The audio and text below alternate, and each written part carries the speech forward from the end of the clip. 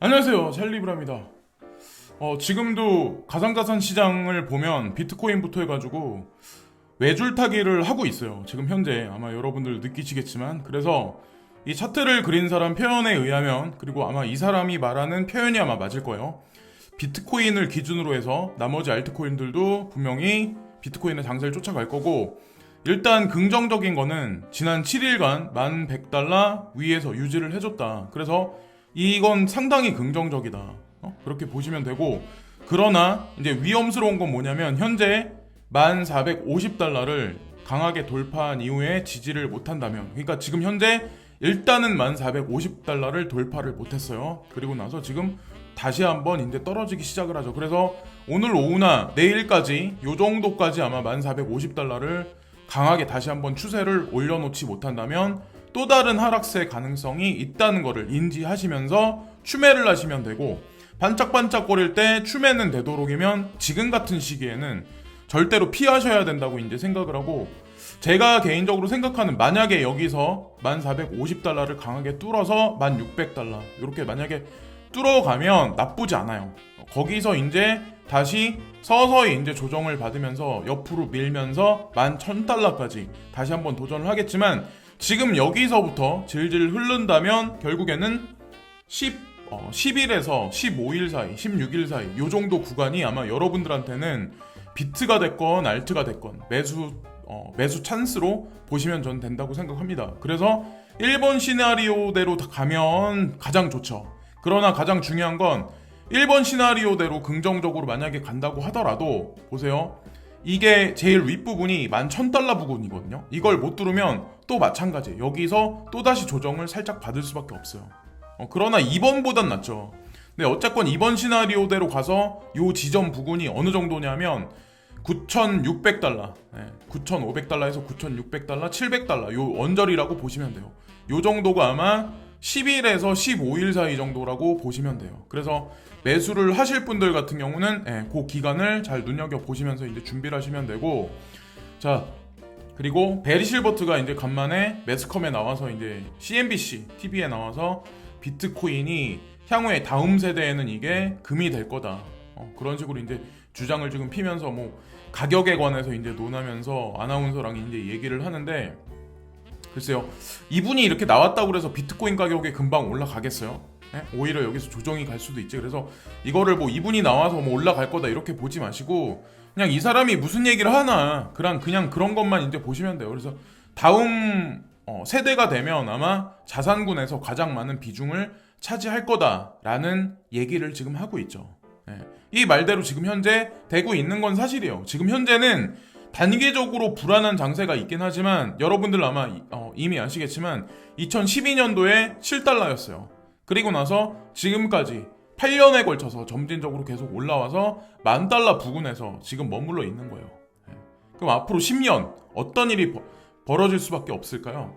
그걸 보시면서 이제 투자에 임하시면 되고, 자, 베리 실버트가 이제 오늘 적대적 M&A라고 해야 될까? 아니면 우호적 M&A라고 해야 될까?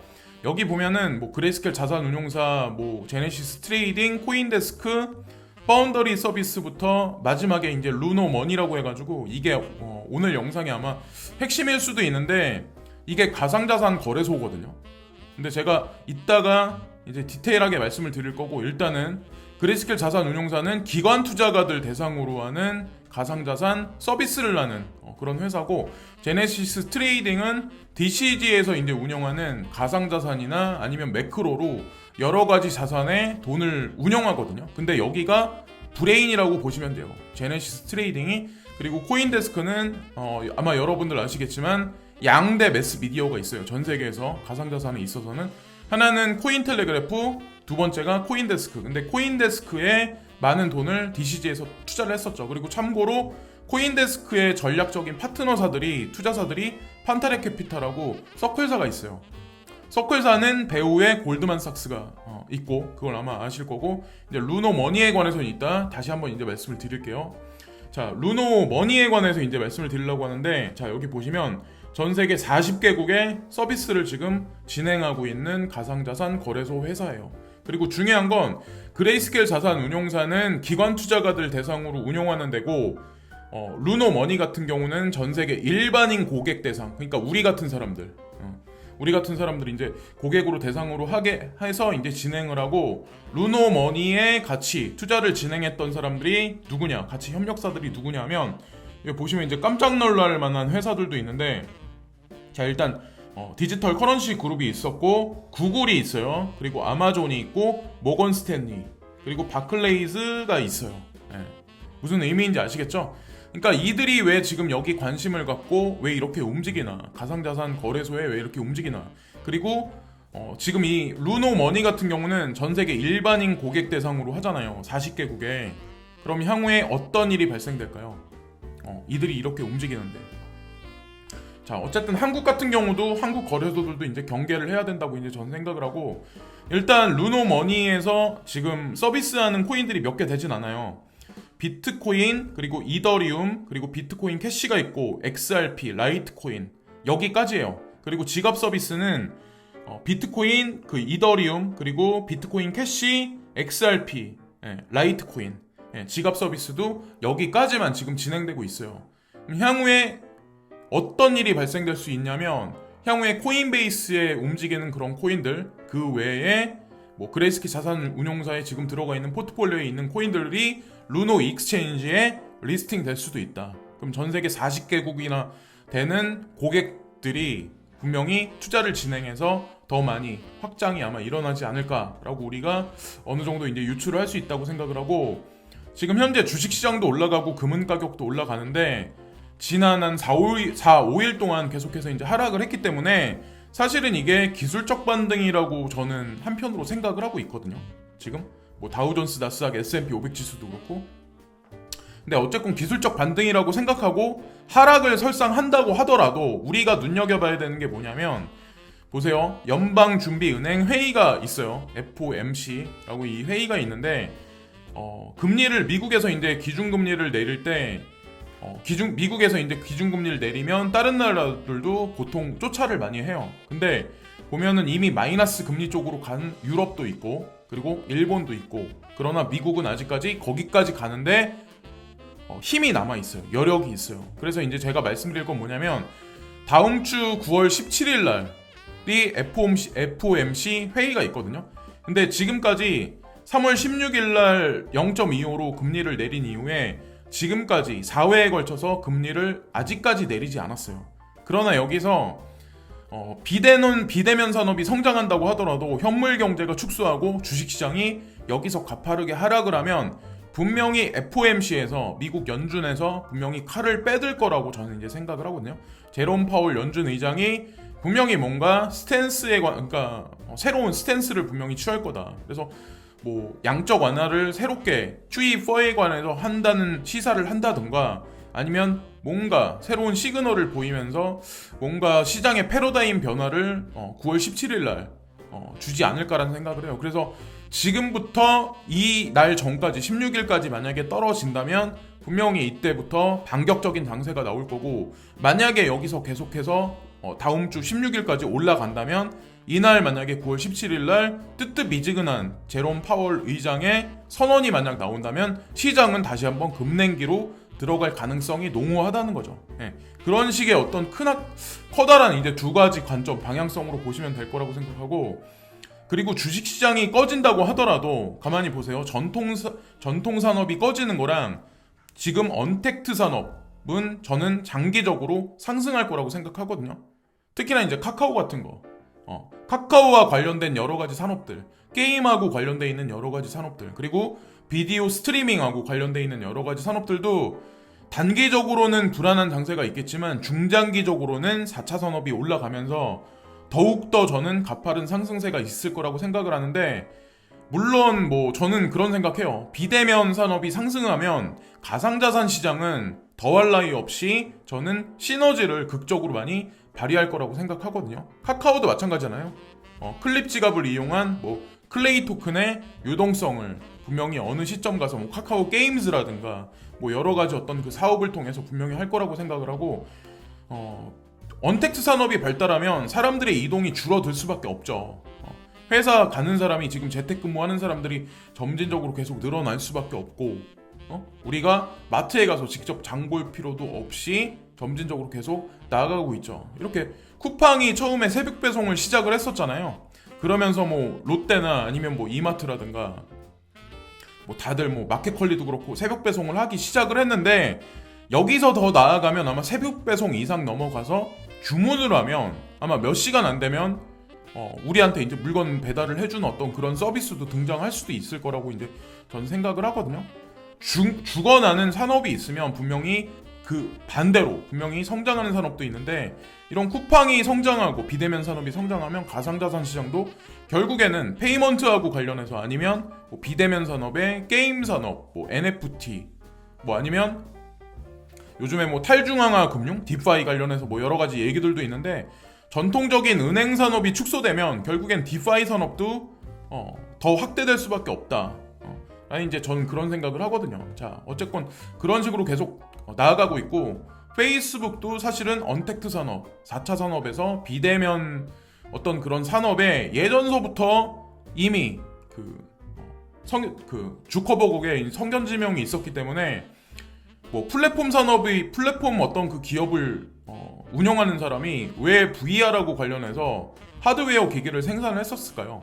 오큘러스 퀘스트 1이 시판된 지 얼마 되지 않았었죠. 사실은 이게 오래되진 않아. 근데 오큘러스 퀘스트 2가 릴리즈 될 거예요, 향후에. 저희 이런 거에 이제 관심이 많기 때문에 이제 말씀을 드리는 건데, 머지 않은 시간 내에는 분명히 이 VR 기기하고 관련해서 저는 우리 실생활에, 아니면 영화를 본다거나 아니면 게임을 한다거나 아니면 친구를 만난다거나, 분명히 가상자산하고 관련된 뭐 많은 산업들이, 코인들이 성장할 거라고 생각하거든요. 여기 보면은 오큘러스 퀘스트 1보다 오큘러스 퀘스트 2가 나오면서 무게도 가벼워졌고 사이즈도 더 줄어들었고, 뭐 하드웨어적으로도 더 성능 개선이 되게 많이 됐거든요. 근데 가격은 오히려 떨어졌어요, 예전보다. 예전에는 600달러가 650달러인가 거기까지 올라갔던 걸로 알고 있거든요. 근데 뭐 하드웨어적으로 이제 뭐 기가수도 되게 많이 올라갔고, 지금 가격적인 면에서도 좀 떨어졌다. 이런 식으로 이제 보시면 돼요. 네. 그래서 날짜적인 관점이 15일에서, 제가 런칭하는 날짜가 15일에서 21일로 알고 있거든요. 그래서 오큘러스 퀘스트 2가 나오고 3가 나오고 4가 나오고 가격은 점점 떨어지면, 이게 상용화돼서 너도 나도 VR 세상에 참여하는 시대가 어느 순간에 10년 안에는 분명히 올 거라는 거죠. 10년 아니라 한 5년 이내는 될 거라고 저는 생각을 해요. 그래서 어쨌건 베리실버트도 마나코인, 디센트럴 랜드 코인에 관해서 관심을 많이 갖고, 저도 제 방송에서 100원 밑에 꾸준하게 사두셔가지고 나쁘지 않다라고 이제 말씀을 드렸었죠. 그래서 지금 뭐 단기적인 시세 급등락 패턴에 막 이렇게 막 좌지우지 하지 마시고, 제가 생각했을 때 그래도 유일하게 VR 관련해서, NFT 관련해서는 투자할 만한 유일한 코인이라고, 저도 이제 제가 자기 주도적 분석에 있어서 진행을 했었던 게 있기 때문에, 저도 이제 계속해서 저도 추매를 지금 하고 있어요. 그리고 제가 한 가지 말씀드리고 싶은 게, 저는 디지털 커런시 그룹에서 산하에 있는 그레이스케일 자산 운용사가 있지만, 거기 기관 투자가들이 투자를 한다고 해서 제가 그 코인들에 투자를 하는 건 아니에요. 비트코인, 이더리움, 그리고 이더리움 클래식, 지캐시, 뭐 그리고 호라이젠이라든가 뭐 비트코인 캐시라든가 라이트코인, 스텔라루멘, 뭐 요런 코인들이 다 어떻게 보면 개별적 분석이 다 끝난 상태에서 나쁘지 않다고 판단을 했었고, 거기다가 덧붙여서 그레이스케일 자산운용사의 포트에 있기 때문에 나쁘지 않다고 말씀을 드렸던 거지, 이게 무조건 뭐 그레이스케일이 있으니까 이거는 엄청 좋을 거야 이런 건 아니란. 그러니까 여러분들도 마찬가지야. 찰리 브라운이 이런 거 괜찮대, 베리실버트도 투자했대, 이렇게 보지 마시고 자기 주도적 분석이 먼저라는 거죠. 그래야 내가 확신을 갖고 내가 홀딩을 할 수 있는 힘, 그리고 추매를 가격이 폭락했을 때 추매를 해야 할 수밖에 없는 그 확신이 생긴다는 거죠. 아, 누가 추매를 하니까. 이거는 이유가 되지 않아요. 그러니까 상대방보다 자기 먼저의 어떤 확신이나 분석이 저는 제일 먼저 선행돼야 된다고 저는 이제 생각을 하거든요. 자, 그리고 서클사, 골드만삭스가 처음에 만들어낸 회사였죠. 자, 서클사가 이번에 판타르 카피탈하고 그레이스케일 자산운용사의 마이클 수니 씨 같이 이제 모여가지고 비트코인 이론에 관해서 논의를 한다, 뭐 이런 얘기를 지금 하죠. 그래서 제가 예전에도 말씀드렸지만, 어쨌든 동급에 있는 그런 거대 세력들은 그 급들끼리만 개인들이 모르는 분명히 뭔가 있을 거다. 제가 항상 누누이 말씀드리죠. 판테라 카피탈도 이번에 껴가지고 이제 얘기를 하는데 여기도 되게 큰 거대 자산 운용사라고 하더라고요. 자, 그리고 조인디에 코인제스트 거래소가 사라졌다 이 뉴스가 나와가지고 저도 이제 간간히 조인디 유튜브는 간간히 보거든요. 뭐 고란 기자님 말씀하시는 것도 보고. 근데 어쨌든 중소거래소는 되게 많이 조심들을 많이 하셔야 된다고, 그런 거에 관해서 이제 경고성의 기사를 쓰신 것 같아요. 여기 기자님이, 파코 기자님이. 근데 다시 한번 강조해서 말씀드리지만 웬만하면 대형 거래소들 있죠. 우리가 흔히 말하는 누구나가 다 아는 대형 거래소들, 그리고 AML이나 아니면 FATF 권고안이 이미 어느 정도 디테일하게 나왔기 때문에 가상자산 거래 라이센스를 받은 거래소들, AML 라이센스를 받은 거래소들 위주로만 여러분들이 거래를 진행하셔야 나중에 내년 이제 3월인가 그때가 되면 아마 다 끝날 거예요. 그래서 이미 거래소 폐쇄를 점진적으로 이제 먹튀하기 위한 준비 작업들을 하는 거래소가 앞으로도 점진적으로 나올 거예요. 그러니까 지금 중소거래소에 내 자산을 맡기신 분들은, 업비트는 지금 오픈을 누구나한테 다 해놨잖아요. 그러니까 K뱅크를 통해서, 그러니까 그쪽으로 옮기시든 아니면 뭐 다른 데로 옮기시든 그렇게 하셔야 된다고 이제 저는 생각을 하고. 자, 이더리움 클래식 랩스 요즘에 이제 3번의 해킹을 받아가지고 불안한 심리가 지금 확대되어 있는 지금 현재 상태이기 때문에 여러분들이 되게 의구심을 많이 가질 거예요. 내가 이 코인을 왜 사서 모아야 돼? 이러다가 해킹당해서 이거 영으로 수렴하는 거 아니야? 근데 제가 말씀드렸죠. 여기 보세요. 이더리움 클래식이 체이널시스와 파트너십을 맺었다. 여기 나왔죠? 파트너십 맺었다고. 근데 이 체이널시스가 뭐 하는 회사냐면 FATF가 국제 자금 세탁 방지법, 그러니까 그거에 관해서 규정을 내리는 그 법안을 내리는 데라면, 여기에 어떤 그 법안을 갖다가 거래소가 있잖아요. 예를 들어서 뭐 코빗이 있다, 뭐 업비트가 있다, 코인원이 있다, 뭐 폴로니엑스가 있다, 뭐 이러면 그 거래소에 이 법안을 가지고 그 플랫폼을 완성시켜 주는데요. 마지막 완성을. 무슨 의미인지 아시겠어요? 그래서 체이널시스에서 작업을 컨설팅을 해줘가지고 플랫폼이 완성된 데는 다 어느 정도 보안이나 이 FATF 권고안이 맞춰진다라고 보시면 돼요. 네. 국내 거래소도 체이널시스에서 제가 알기로 컨설팅을 진행해서 플랫폼을 정립을 해준 데가 있다고 전 알고 있거든요. 그런 식으로 이제 보시면 되고, 이더리움 클래식이 어쨌건 파트너십을 왜 맺었을까? 지금 해킹도 한참 당하는데. 그러니까 항상 뉴스가 나오면 색안경을 끼고 보셔야 된다고 제가 말씀드리는 이유가 거기에 있는 거예요. 근데 개인들은 그러죠. 이걸 올렸더니 뭐라고 얘기를 하냐면, 너네 지금 해킹당하는 거 50일 어택 당하는 거부터 먼저 해결해라. 이 장난하냐? 이런 얘기를 세 분 다 지금 하고 있어요. 다 마찬가지야. 네. 그러니까 어쨌건 개인의 시선으로 봐야 될까? 아니면 세력의 시선으로 봐야 될까? 어떤 이슈가 나왔을 때 그거를 잘 구분해서 투자를 하시면 분명히 긍정적인 결과가 나올 거라 생각하고, 비탈릭 부텔린이 ICO를 2014년도에 진행한 적이 있었어요. 여기 보세요. 우리 개인들은 가격이 올라가면 관심을 많이 가질 수밖에 없어요. 자, 보세요. 대중은 가격이 올라야 흙 속의 진주를 찾는다. 지금 많은 사람들이 가상자산 시장에 몰려오듯이. 근데 지금 가격이 올라갈 듯 말 듯 하니까 긴가민가 하신 분들이 아마 되게 많을 거예요. 근데 보세요. 지금이 어디쯤일까? 시작일까? 끝일까? 여러분들은 어떻게 생각하시나요? 자, 2014년도에 무슨 일이 있었냐면 1비트코인을 ICO 할 때, 이더리움 ICO 할 때 보내면 2,000개의 이더리움을 우리가 받을 수 있었어요. 이해를 하시나요? 무슨 의미인지 이해하시나요? 보통 ICO를 할 때 이더리움을 보낸다거나 비트코인을 보내거든요.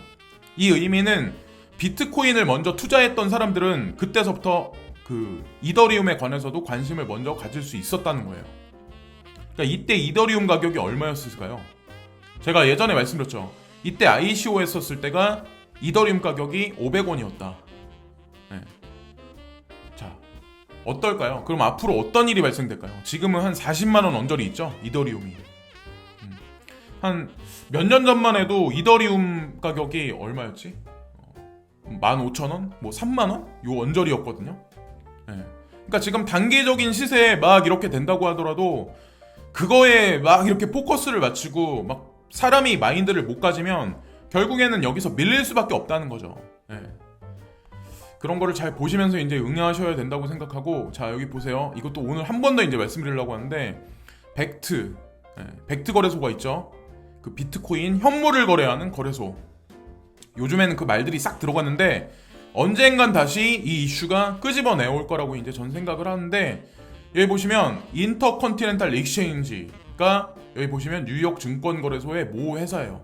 근데 이런 모 회사가 증권시장하고 관계된 뉴욕 증권거래소가 왜 뭐하러 벡트 거래소하고 관련이 있냐, 비트코인하고 뭐하러 관련이 있냐. 여러분들 여기까지만 딱 말씀드리면은 답은 이미 뻔하게 다 나온 거예요. 시세가 지금 지지부진하다고 하더라도. 거기다가 FED, 글렌 허친슨 하고 관련돼 있는 FED, FED도 벡트 거래소랑 관련돼 있다. 자, 이걸 다 연결시켜 보면 정답은 이미 다 나와 있는 거예요. 불안해하실 필요가 단 하나도 없어요. 사실 알고 보면 그냥 눈안에 숫자가 까딱까딱거리고 카운팅되고 왔다 갔다 할 뿐이죠. 2030년까지 통화를 CBDC로 대체할 최소 3개국 보고서, 디지털 위안화는 적어도 당장 미국 달러를 빼앗지 않을 것입니다. 코인텔레그래프에 이 기사가 나는데 내용이 너무 좋아서 제가 이제 한번 읽어서 말씀드리려고 하는데, 전 세계 3에서 5개국 국가가 10년 내에 자국 통화를 CBDC로 완전히 대체할 것으로 예상을 합니다.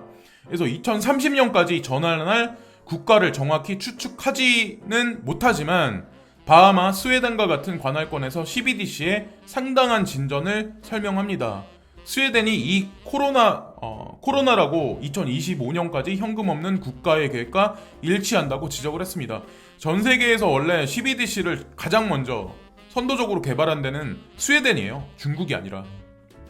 그래서 스웨덴의 모방 사례를 보고 다른 나라도 많이 이제 모방을 하더라고요. 이제 제가 보니까. 그리고 다른 예측 중에서 D대는 유럽이 2025년까지 자체 CBDC를 개발하지 않으면 중국의 디지털 위안화 프로젝트가 유로화를 추월할 것이라고 예측을 하고 있습니다. 어떻게 될까요? CBDC가.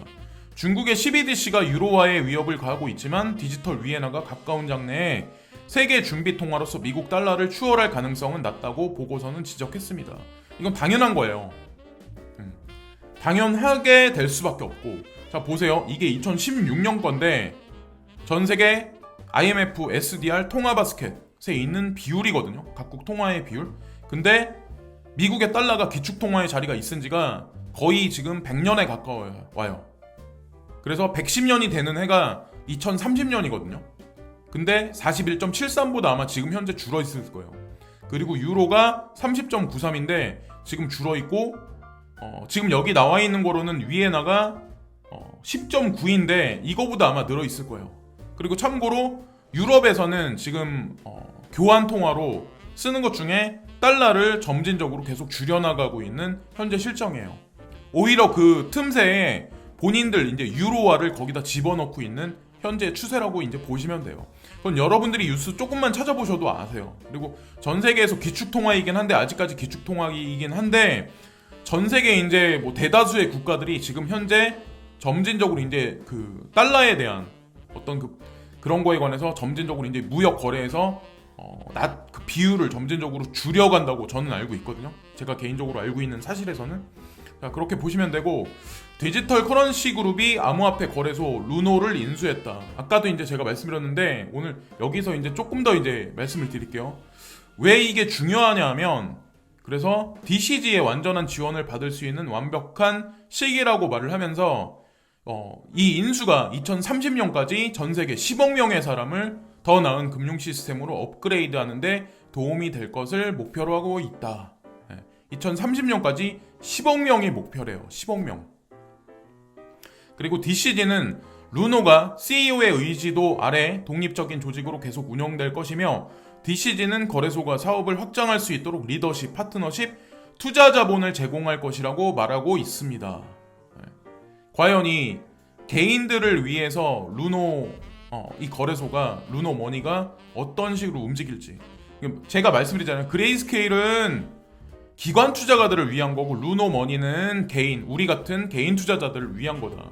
이들이 과연 앞으로 마케팅을 어떻게 할지 저는 이제 그것도 궁금하네요. 그리고 뉴욕에 본사를 둔 DCG는 현재 35개국에서 160개 이상의 회사를 지원하고 있습니다. 또한 최근 총 비트코인 보유량이 30억 달러를 넘어선 세계 최대 디지털 자산 거래 회사인 그레이스켈 인베스먼트를 완전히 소유하고 있습니다.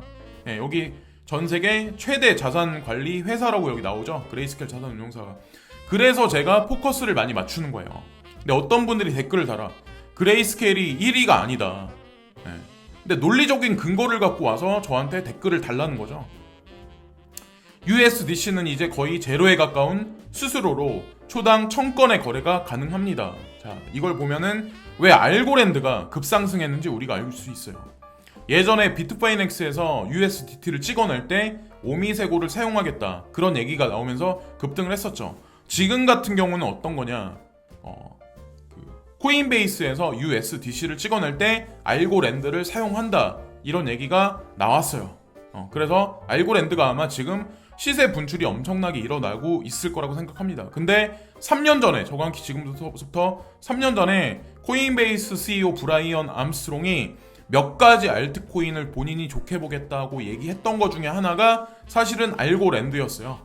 그래서 알고랜드에 관해서 저한테도 이제 댓글에 간간히 물어보시는 분들이 있는데 저는 괜찮은 코인이다 라고 말씀은 드린 적이 있었긴 했었거든요. 그래서 어쨌건 알고랜드 홀딩하고 계신 분들을 진심으로 축하를 드리고 인도 최대 IT 기업 마인드라 아마존 기반 블록체인 솔루션 공급한다.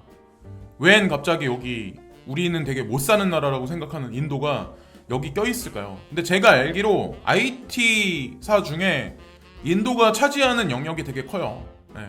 실리콘밸리에서 일하고 있는 뭐 엔지니어들도 저는 인디안들이 되게 많다고 알고 있거든요. 제약 분야 말고도 IT 쪽에서도.